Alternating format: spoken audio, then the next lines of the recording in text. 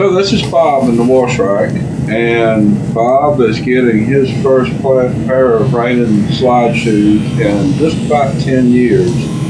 And I know many of you have been following Bob's story, but just kind of a recap for those that have not.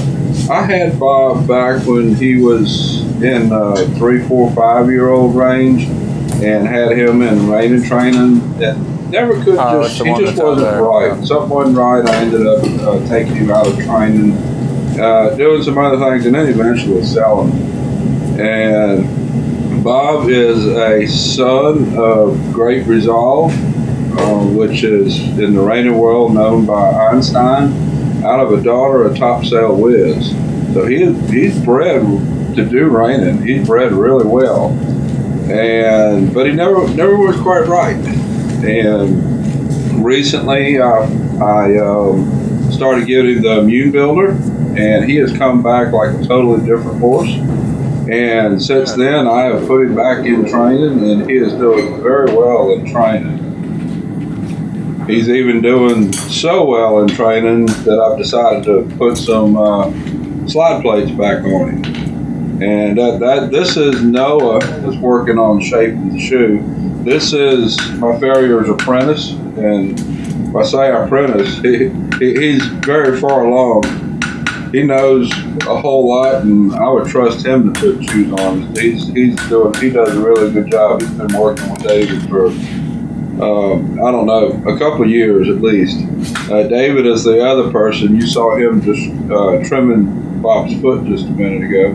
But the purpose of a slide shoe, there's David right there on the left and Noah's on the right. The purpose of a slide shoe is so that when a horse goes to stop hard using his back end, he doesn't jab his foot into the ground really hard. If he does that, it's going to hurt, and he's not going to want to stay stopping correctly on the back end.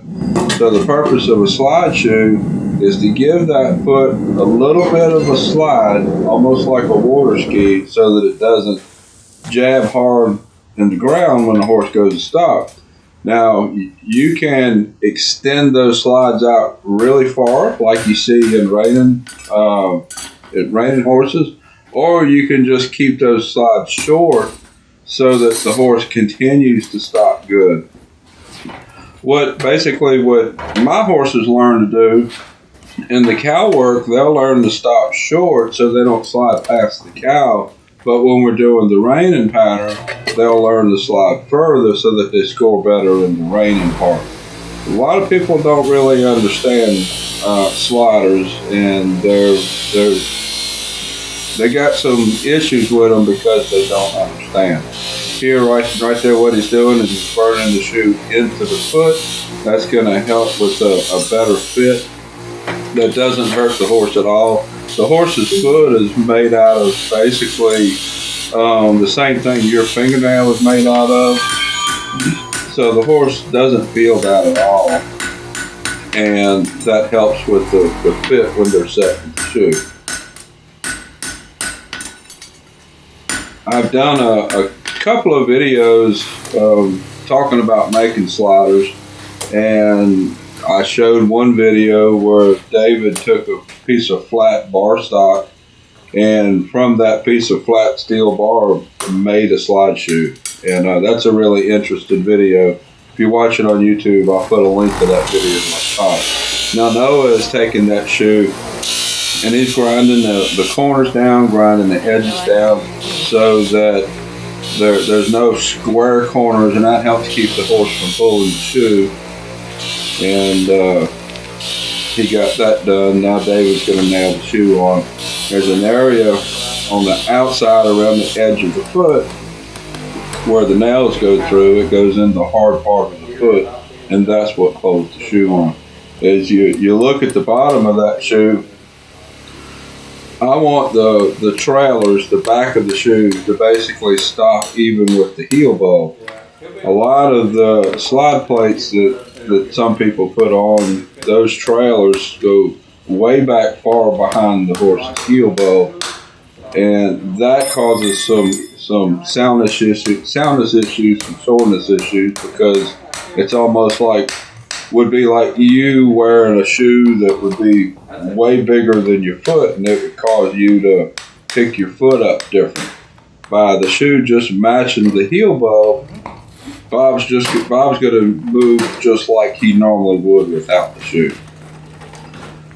So now they nail the shoe on, they bent the nails over, and now Noah is going to finish the front of the shoe. Going to cut the nails off, clench them down, sand it down smooth, and then it'll be a finished foot. It's a really good view here, so you can see just how that shoe fits on the foot. It's not really much different than a regular shoe, other than it just has a flat, smooth surface on the bottom.